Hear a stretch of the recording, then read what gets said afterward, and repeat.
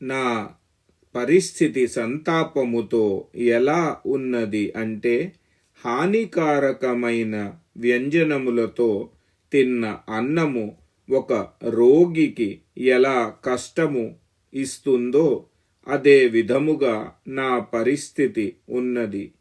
శ్రీరామునికి అభిషేకము, నివారణ మరియు ఆయనకి వనవాసము, ప్రస్థానము.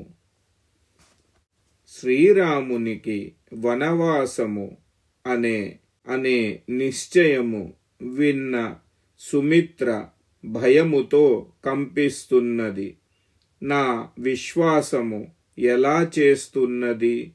అహో, సీతకు 2 విధములు దుఃఖము మరియు అప్రియమైన సమాచారము వినాలి.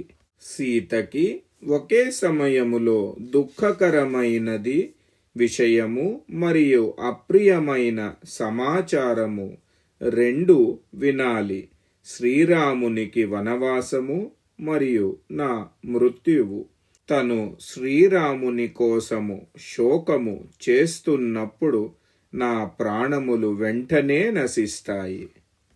సీత చూడటానికి హిమాలయ పార్శ్వభాగములో తన స్వామి కిన్నరుడి కోసము దూరముగా విలపిస్తున్న కిన్నరి సమానముగా ఉంటుంది.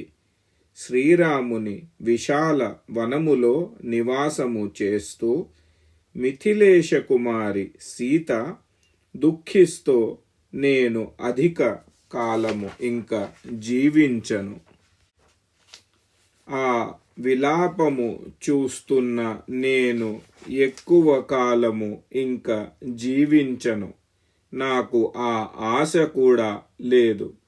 ఆ దశలో నీవు నిశ్చయముగా ఒక విధవురాలువు అవుతావు. నీ కొడుకుతో ఈ అయోధ్యకి రాజ్యపాలన చేసుకో అని రాజు దశరథుడు కైకేయితో కోపముగా అన్నారు.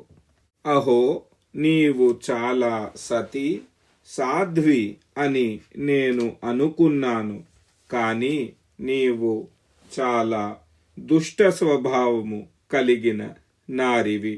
నీవు ఏ విధముగా మనుష్యుడు చూడటానికి సుందరముగా ఉన్న మదిర తాగిన తర్వాత అది వికారముగా ఉంది, అందులో విషము ఉన్నది అని తెలుసుకుంటాడో, నా పరిస్థితి కూడా అదే.